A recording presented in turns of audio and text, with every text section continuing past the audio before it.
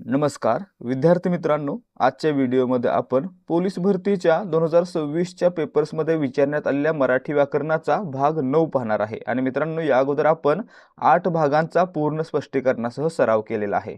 त्यामुळे जर तुमचं मराठी व्याकरण कच्चं आहे किंवा मराठीमध्ये मार्क्स जात आहेत तर हा व्हिडिओ पूर्ण पहा, कारण आम्ही या व्हिडिओमध्ये प्रत्येक प्रश्नाचं पूर्ण स्पष्टीकरण दिलेलं आहे। त्यासोबतच इतर 8 व्हिडिओ पाहण्यासाठी आपल्या चॅनलला सबस्क्राइब देखील करा। सुरुवात करूयात आजच्या प्रश्नांना। पहिला प्रश्न आहे, शेंडी तुटो की पारंबी तुटो म्हणजे काय? आता समजा आपण एखादा निश्चय केला तर त्यावेळी आपली शेंडी तुटो किंवा पारंबी तुटो म्हणजेच कितीही मोठं अडथळा येऊ दे किंवा कितीही मोठं नुकसान होऊ दे तरी देखील आपण ते काम करणारच, यासाठी ही म्हण वापरली जाते। म्हणजेच शेंडी तुटो की पारंबी तुटो म्हणजे काय? दृढ निश्चय करणे, जेणेकरून काही अडचण आली किंवा काही नुकसान झालं तरी देखील ते काम पूर्ण करणं। ठीक आहे, दृढ निश्चय करणे। पुढे प्रश्न क्रमांक 2, पाण्यात राहून माशाशी वैर या म्हणीचा योग्य अर्थ ओळखा। आता मित्रांनो, ज्याच्याशी सतत संबंध येतो किंवा ज्याच्यात राहावे लागते त्यांच्याशी वैर करणे म्हणजे काय? तर पाण्यात राहून माशाशी वैर करणे, पर्याय बी।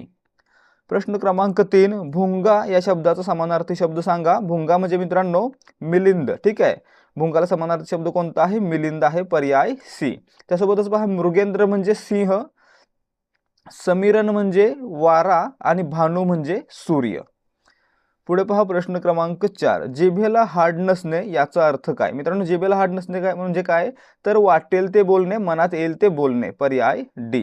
पुढे पहा प्रश्न क्रमांक 5, मी रोज व्यायाम करीत असतो या वाक्यातील काळ ओळखा। आता लक्षात ठेवायचं, ज्या ठिकाणी वाक्याचा शेवट हा त अधिक असतो, असते, असतात यानं होतो त्या ठिकाणी रीती वर्तमान काळ असतो। म्हणजे काय झालं तर या ठिकाणी त अधिक असतो आहे तर या ठिकाणी रीती वर्तमान काळ। ठीक आहे, पर्याय ए। या प्रकारे लक्षात ठेवा। किंवा समजा एखादी क्रिया वर्तमान काळामध्ये नियमित घडते तर त्याला काय म्हणायचं? रीती वर्तमान काळ म्हणायचं। ठीक आहे, पूर्ण वर्तमान काळ कसा होईल? तर क्रिया वर्तमान काळामध्ये पूर्ण झालेली आहे म्हणजे काय असणार आहे? तर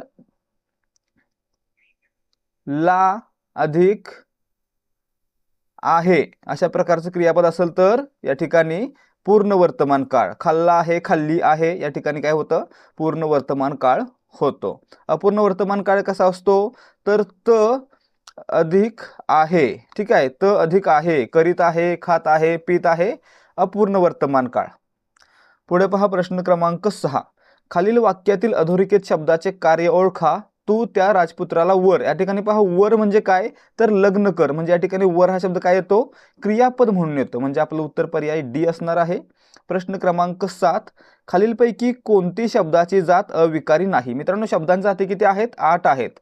त्याच्यापैकी 4 विकारी आहेत आणि 4 अविकारी आहेत। मग 4 विकारी कोणते आहेत? नाम, सर्वनाम, विशेषण, क्रियापद। आणि 4 अविकारी कोणते आहेत? तर शब्दयोगी अव्यय, क्रियाविशेषण अव्यय, उभयान्वयी अव्यय आणि केवलप्रयोगी अव्यय। मग या ठिकाणी पहा, अविकारी कोणत्या दिलेल्या? या ठिकाणी क्रियाविशेषण अविकारी, शब्दयोगी अव्यय अविकारी, उभयान्वयी अव्यय अविकारी, परंतु विशेषण ही काय आहे? विकारी जात आहे। म्हणजे पर्याय सी, विशेषण ही या अविकारी प्रकारात मोडत नाही। तर विद्यार्थी मित्रांनो, जर तुम्हाला इथपर्यंतची माहिती समजली असेल तर व्हिडिओला कृपया लाईक करायचा आहे। तुम्ही फक्त व्हिडिओ पाहताय, निघून जाताय, तर जर माहिती समजते आणि आवडते तर लाईक करा, त्याला जास्त वेळ लागणार नाहीये। प्रश्न क्रमांक 8, तृतीय विभक्तीचे उदाहरण ओळखा। या ठिकाणी पहा, तृतीय विभक्तीचे प्रत्यय कोणते असतात? ने, एशी आणि निही, ईशी। मग या ठिकाणी पहा, फुलांनी, याच्यामध्ये नि हा काय आला? तृतीयचा प्रत्यय, म्हणजे आपलं उत्तर पर्याय सी।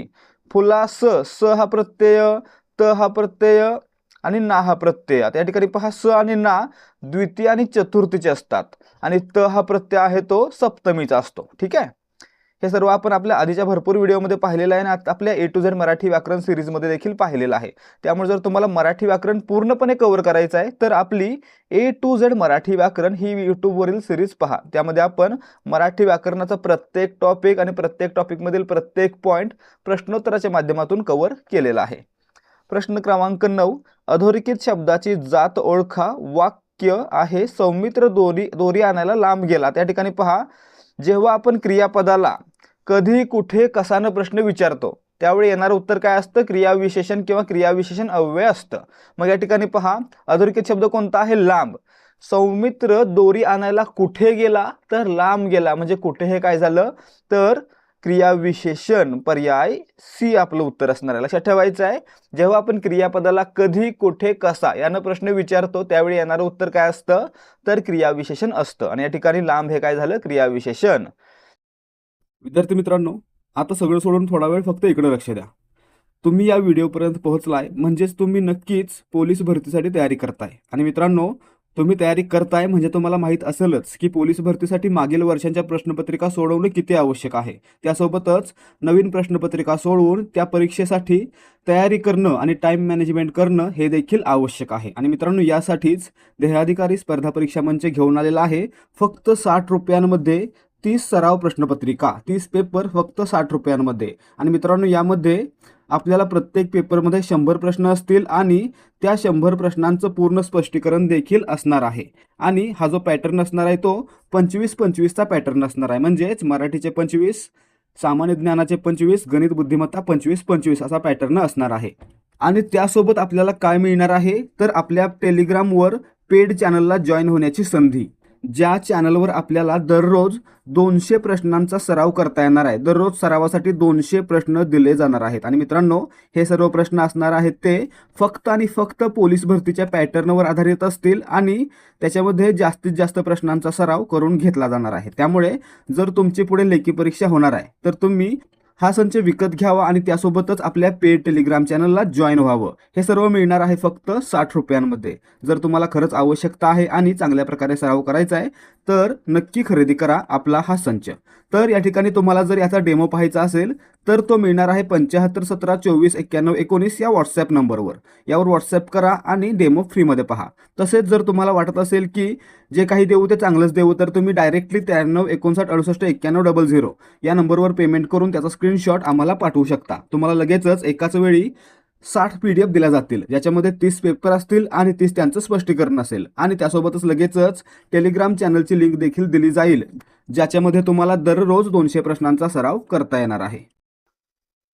पुढे पाहायचं आहे प्रश्न क्रमांक 10. खालील वाक्यातील संख्या विशेषणाचा प्रकार सांगा. रुपालीला ती पोलीस भरतीमध्ये यशस्वी झाल्याचे समजताच तिचा आनंद द्विगुणित झाला. या ठिकाणी पहा, द्विगुणित हे संख्या विशेषण या ठिकाणी आलेलं आहे. आता या ठिकाणी पहा, दुप्पट, तिप्पट, द्विगुणित, त्रिगुणित किंवा दुहेरी, तिहेरी ही काय आहेत आवृत्तीवाचक संख्या विशेषण. म्हणजे आपलं उत्तर काय असणार आहे पर्याय सी. जेव्हा आपण एखाद्या गोष्टीची आवृत्ती दाखवत असतो, दुप्पट आहे, तिप्पट आहे, त्यावेळी त्याला म्हणायचं आवृत्तीवाचक संख्या विशेषण. गणनावाचक कोणती आहेत 1 2 3 4 सलग जर आपण मोजत गेलो तर त्याला म्हणायचं गणनावाचक.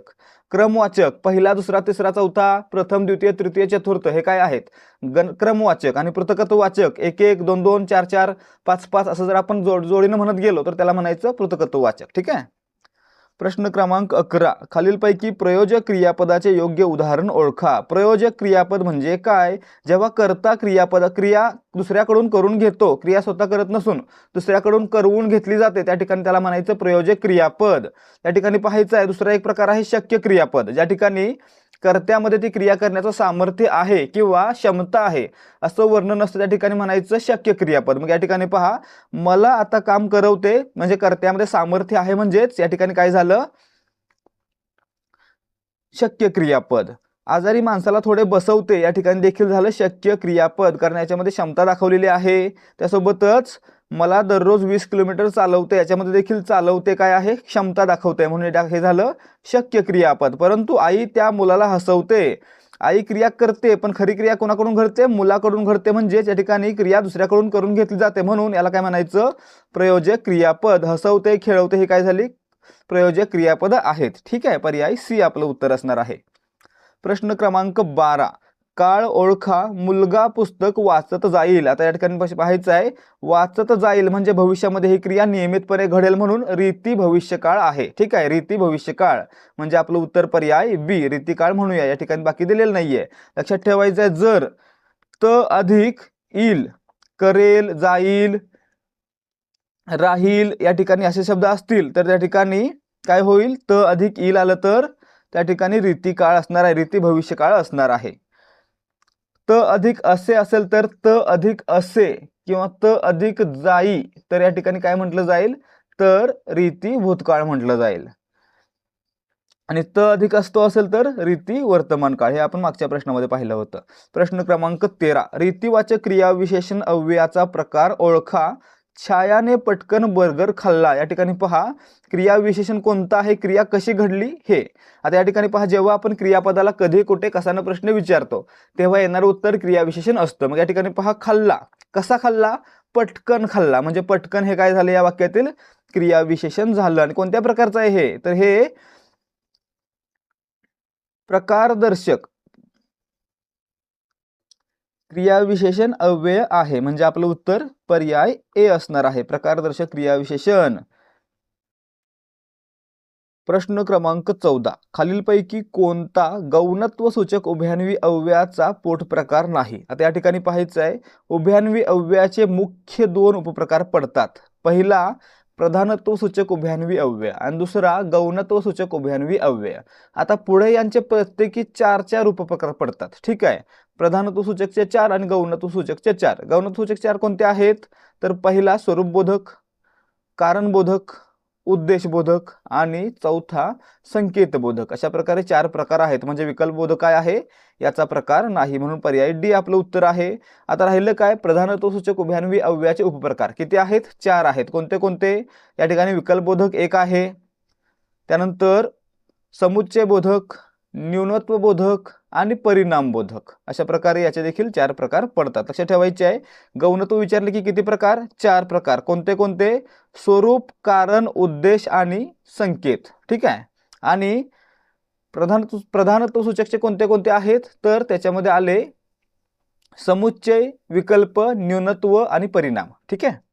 प्रश्न क्रमांक 15, खालील वाक्याचा प्रयोग ओळखा. माझ्याने जिना चढवतो. आता या ठिकाणी पहा, एक जिना चढवतो, अनेक जिने चढवतात. काय होतं, कर्मानुसार क्रियापदाचं रूप बदलतं. त्यासोबतच या ठिकाणी चढवतो हे काय आहे, सामर्थ्य किंवा क्षमता दाखवणारं क्रियापद आहे. आणि मित्रांनो, ज्या ठिकाणी क्रियापद हे सामर्थ्य किंवा क्षमता दाखवतो तेव्हा त्याला काय म्हणायचं, शक्य क्रियापद म्हणायचं. आणि मित्रांनो, या ठिकाणी कर्मणी प्रयोगामध्ये जर शक्य क्रियापद वापरलं असेल तर त्याला म्हणायचं शक्य कर्मणी. म्हणून आपलं उत्तर पर्याय बी, या वाक्यामध्ये शक्य कर्मणी प्रयोग आलेला आहे. लक्षात ठेवायचं, चढवतो शक्य क्रियापद, जिना या कर्मानुसार क्रियापदाचं रूप बदलतं म्हणून कर्मणी. अशा प्रकारे शक्य कर्मणी. ठीक आहे. प्रश्न क्रमांक 16, खालीलपैकी कोणते अव्ययभाव समासाचे उदाहरण नाही. प्रतिक्षण अव्ययभाव, पदोपदी अव्ययभाव, हरहमेशा अव्ययभाव. परंतु गायरान, गायींसाठी चरण्याचे रान किंवा गायींसाठीचे रान, या ठिकाणी काय झाला, तत्पुरुष समास. आणि या ठिकाणी इतर 3 अव्ययभाव म्हणून पर्याय 4, पर्याय डी आपलं उत्तर असणार आहे. हा अव्ययभाव समासाचं उदाहरण नाही. प्रश्न क्रमांक 17, द्वंद्व समासाचे अयोग्य उदाहरण ओळखा. राम लक्ष्मण इतरेतर द्वंद्व, पाप पुण्य वैकल्पिक द्वंद्व, विटी दांडू इतरेतर द्वंद्व. परंतु कांदे पोहे, कांदे घालून केलेले पोहे, काय झाला, मध्यम पदलोपी समास. म्हणजे या ठिकाणी पर्याय डी कांदे पोहे हा काय झाला, द्वंद्व समासाचा उदाहरण नाही किंवा प्रकार नाही. ठीक आहे. प्रश्न क्रमांक 18, तत्सम शब्दाचा गट ओळखा. या ठिकाणी पहा, मधु, गुरु, पिता हे तिन्ही शब्द संस्कृतमधून मराठीमध्ये आहे असे येतात, म्हणून याला काय म्हणायचं, तत्सम म्हणायचं. म्हणजे आपलं उत्तर पर्याय ए असणार आहे. तत्सम म्हणजे काय, समजा एखादा शब्द संस्कृतमधून आहे असा मराठीत आला तर त्याला काय म्हणायचं, तत्सम शब्द म्हणायचं. आणि या प्रकारे पहिला गट आहे तो तत्सम शब्दांचा आहे. या ठिकाणी पहा, अग्नी तत्सम, कान, कर्णपासून कान तद्भव झाला, चाक, चक्रपासून चाक तद्भव. ठीक आहे. भूगोल तत्सम शब्द आहे, कर्मपासून काम आणि घर्मपासून घाम दोन्ही तद्भव आहेत. गृह तत्सम आहे, श्वसूपासून सासू आणि ग्रामपासून गाव हे तद्भव आहेत. ठीक आहे. प्रश्न क्रमांक 19, आरमार, पिस्तूल, पगार, बिजागरी हे शब्द कोणत्या भाषेतील आहेत. या ठिकाणी पहा, पगार हा शब्द आपण प्रश्नामध्ये पाहिलेला होता, तसेच पिस्तूल पाहिला, बिजागरी पाहिला. हे कुठून आले, पोर्तुगीज भाषेतून मराठीमध्ये आले. म्हणजे पर्याय सी आपलं उत्तर असणार आहे. प्रश्न क्रमांक 20, वाक्याचा प्रकार ओळखा. वाक्य प्रत्येकाने कायदा पाळावा. आता मित्रांनो, ज्या वाक्यातील क्रियापदातून शक्यता, योग्यता, कर्तव्य यांचा बोध होतो त्याला म्हणायचं विद्यार्थी वाक्य. आणि अशा प्रकारच्या वाक्यामध्ये शेवटी वा, वी आणि वे असणारं क्रियापद असतं. मग या ठिकाणी पहा शेवटी काय आलेलं आहे, वा आलेला आहे आणि याच्यामध्ये काय दिसतं, प्रत्येकाने कायदा पाळावा हे काय कर्तव्य आहे. म्हणजे काय झालं, हे झालं विद्यार्थी वाक्य. म्हणजे आपलं उत्तर पर्याय डी. लक्षात ठेवायचं आहे, ज्या वाक्यातील क्रियापदातून कर्तव्य, शक्यता, योग्यता यांचा बोध होतो त्याला म्हणायचं विद्यार्थी वाक्य. अशा प्रकारच्या क्रियापदाच्या शेवटी काय असतं, तर वा, वी, वे असतं. तसेच पहा आज्ञार्थी कधी, आज्ञा, विनंती, उपदेश, प्रार्थना असेल तर आज्ञार्थी वाक्य. स्वार्थी कधी, क्रियापदातून फक्त काळाचा बोध होत असेल तर त्याला म्हणायचं स्वार्थी वाक्य. आणि संकेतार्थी जर एक क्रिया दुसऱ्या क्रियेवर अवलंबून असेल आणि जर तर सारखी उभ्यान्वयी अव्यय आले असतील तर त्याला म्हणायचं संकेतार्थी वाक्य. पुढे पहा प्रश्न क्रमांक 21, अलंकार ओळखा. वाक्य आहे, या दानासी या दानाहून अन्य नसे उपमान. आता मित्रांनो, ज्या ठिकाणी उपमेय यासारखं दुसरं काहीच नसल्यामुळे उपमेयाचीच उपमा उपमेयाला दिली जाते तेव्हा त्याला काय म्हणायचं, अनन्वय अलंकार म्हणायचं. म्हणजेच जेव्हा उपमेयासारखी दुसरी कोणतीच गोष्ट नाही असं सांगितलेलं असतं त्या ठिकाणी अनन्वय अलंकार असतो. म्हणजे पर्याय ए आपलं उत्तर आहे. दानासारखी दुसरी गोष्ट नाही म्हणजेच या ठिकाणी अनन्वय अलंकार.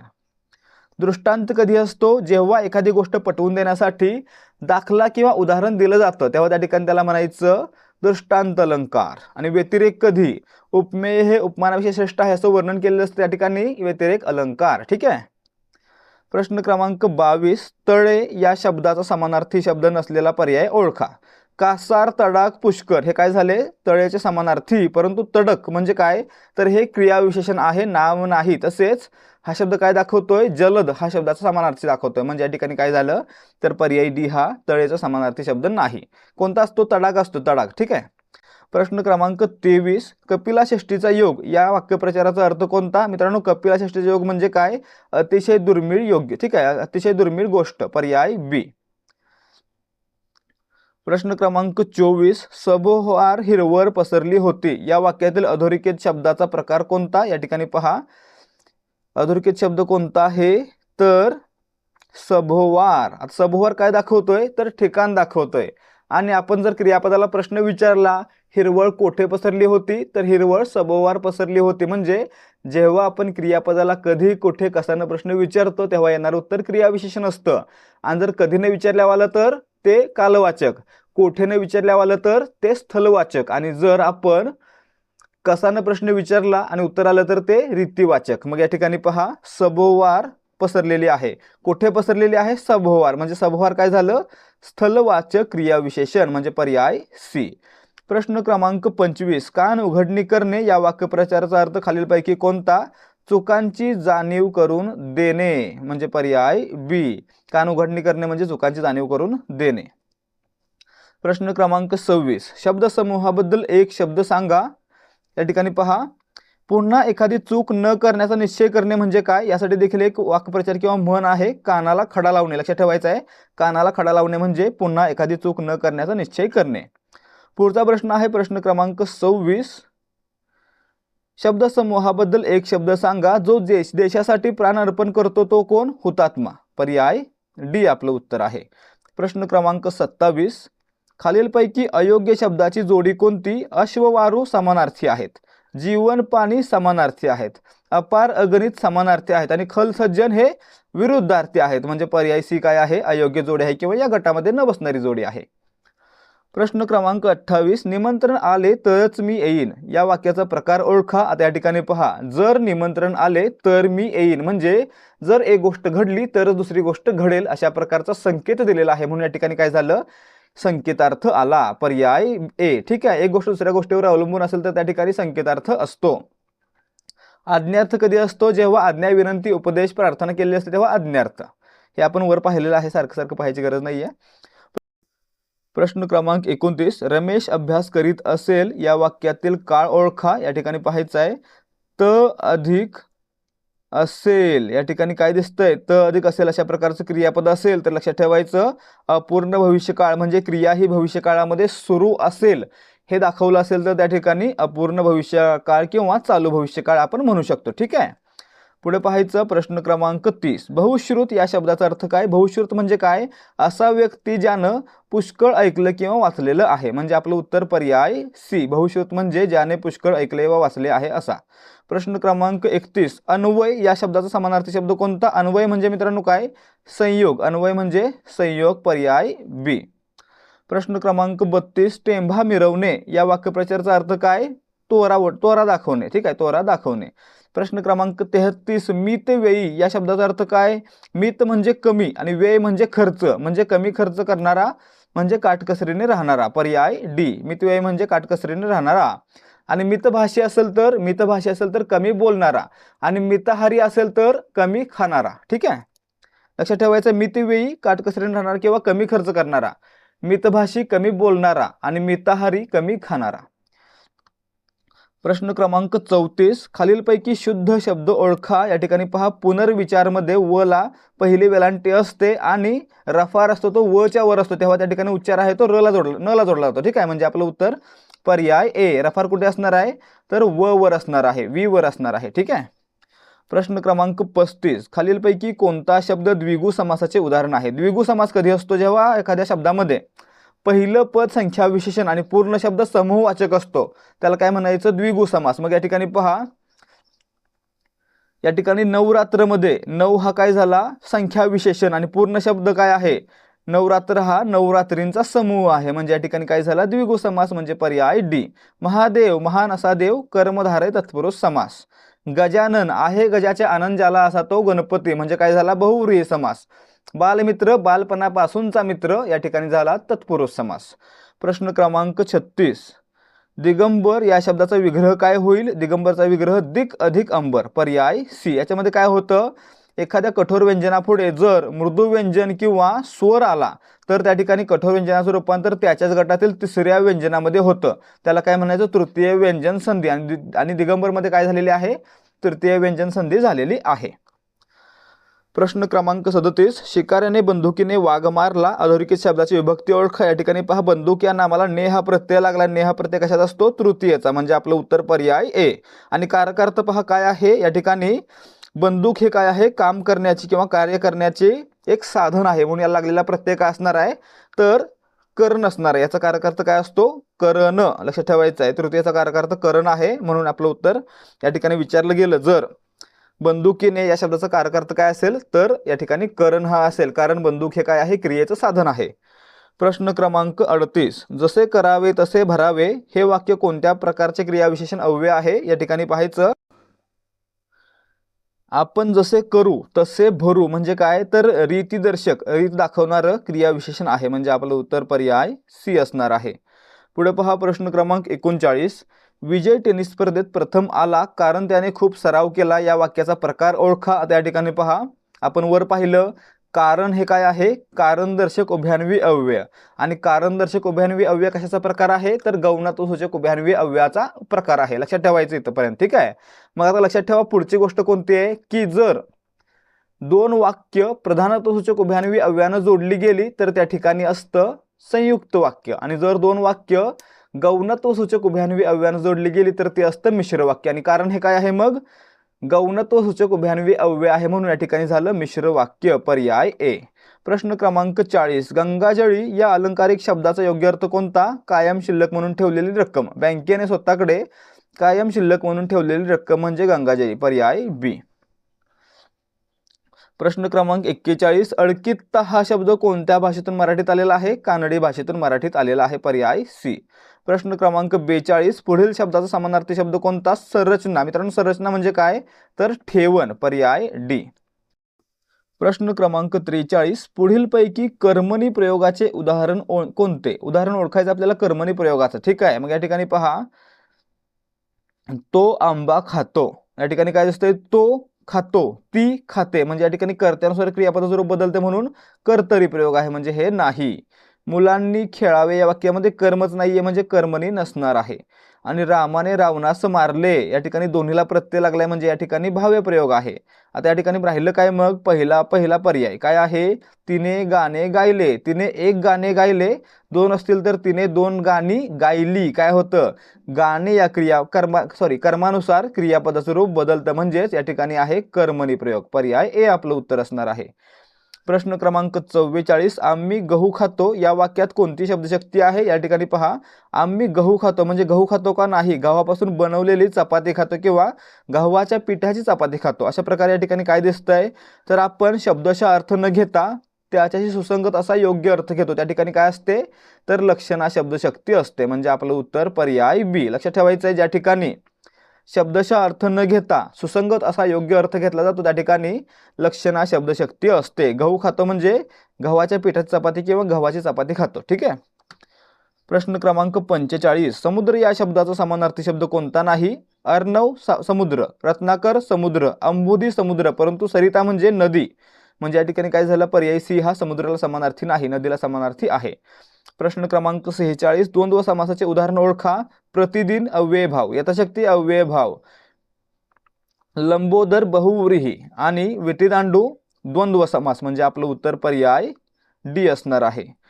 प्रश्न क्रमांक 47, आभाळ अगत माया तुझी आम्हावरी राहू दे, या ओळीत कोणता अलंकार आहे. या ठिकाणी पाहायचं, जेव्हा उपमेय आणि उपमान यांच्यामध्ये समानता आहे हे दर्शवण्यासाठी परीसारखा, समगत यासारखे शब्द येतात, त्या ठिकाणी उपमा अलंकार आहे असं म्हणायचं. म्हणजे या ठिकाणी आपलं उत्तर काय असणार आहे, या ठिकाणी गत आला म्हणजे उपमा अलंकार, पर्याय बी.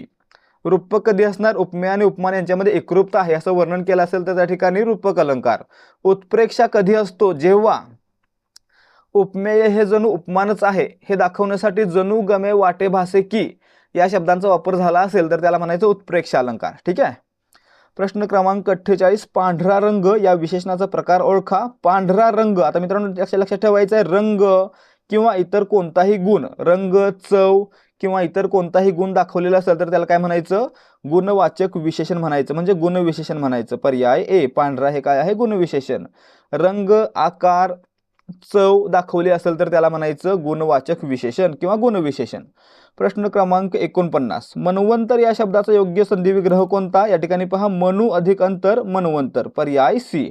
उ पुढे जेव्हा अ आला तेव्हा काय होतं, उचं रूपांतर व मध्ये होतं. ठीक आहे, आणि या ठिकाणी झालेलं आहे. पुढे पाहायचं प्रश्न क्रमांक 50, रिमझिम कडकडात फेरफार या शब्दांना व्याकरणदृष्ट्या काय म्हणतात. यांना म्हणतात अभ्यस्त शब्द.